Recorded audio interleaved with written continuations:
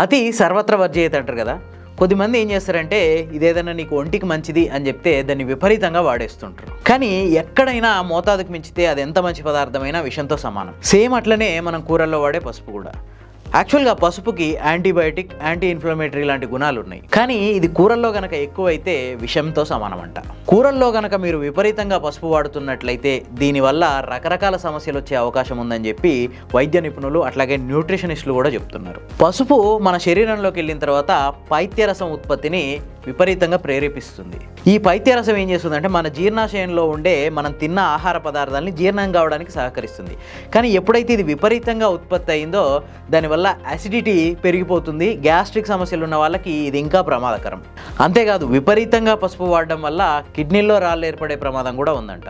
మనం కూరల్లో వాడే పసుపు మన బాడీలోకి వెళ్ళిన తర్వాత అది మనం తిన్న ఫుడ్లో ఉన్న ఐరన్ మన శరీరం అబ్జర్వ్ చేసుకోకుండా అడ్డుపడుతుంది. దీనివల్ల రక్తహీనత వచ్చే అవకాశం కూడా ఉంది.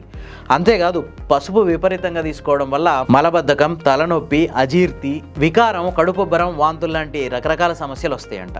మరి ఏం చేయాలి, ఎట్లా పసుపును వాడాలి అంటే ప్రతిరోజు మనం ఒక 4 ఫ్యామిలీ ఉన్న కుటుంబం ఒక కూర వండుకుంటే దాంట్లో అర చెంచాకు మించి పసుపు వేయొద్దు. అది యాంటీబయాటిక్ కదా, యాంటీ ఇన్ఫ్లమేటరీ కదా అని చెప్పి 2-3 స్పూన్లు పడేసారు అనుకోండి, అది మనకే సమస్యను తెచ్చిపెడుతుంది. అలా వాడితేనే పసుపు ఔషధం లెక్క పనిచేస్తుంది, లేకుంటే విషంతో సమానం.